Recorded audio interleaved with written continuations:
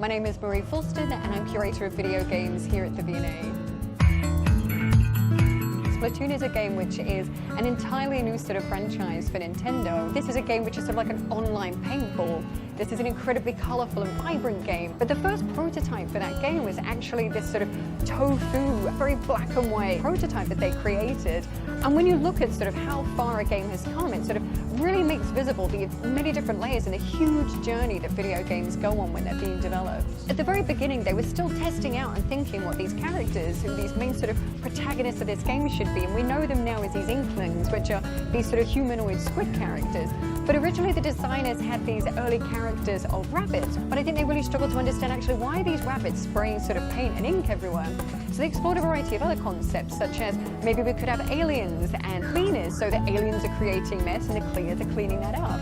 And eventually the design team sort of had a bit of an epiphany that if we're dealing with paint, what if this paint was ink? And what better protagonist to have in a game about spreading ink than a squid? No Man's Sky is a game by a small British independent studio called Hello Games.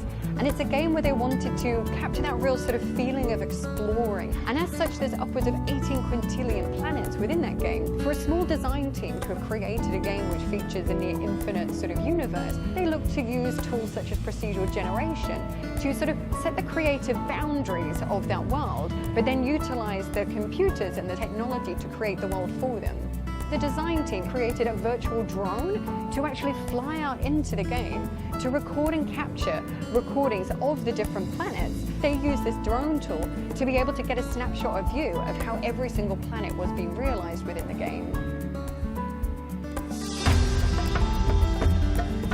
Jenny is a video game that came out originally in 2012, and the design team sought different ways to see how can you get two players who are completely unfamiliar with each other from across the world be able to collaborate and work together throughout the course of this game. When you see Journey, it's such this beautifully lavish game with this beautifully lavish desert landscape.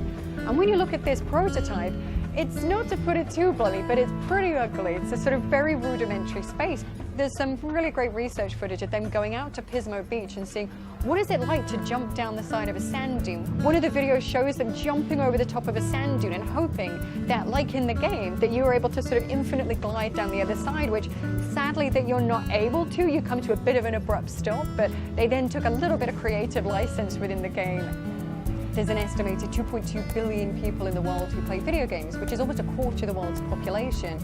And as such, it means that it's really important that various cultural institutions and spaces of design embrace and explore and elevate this design medium.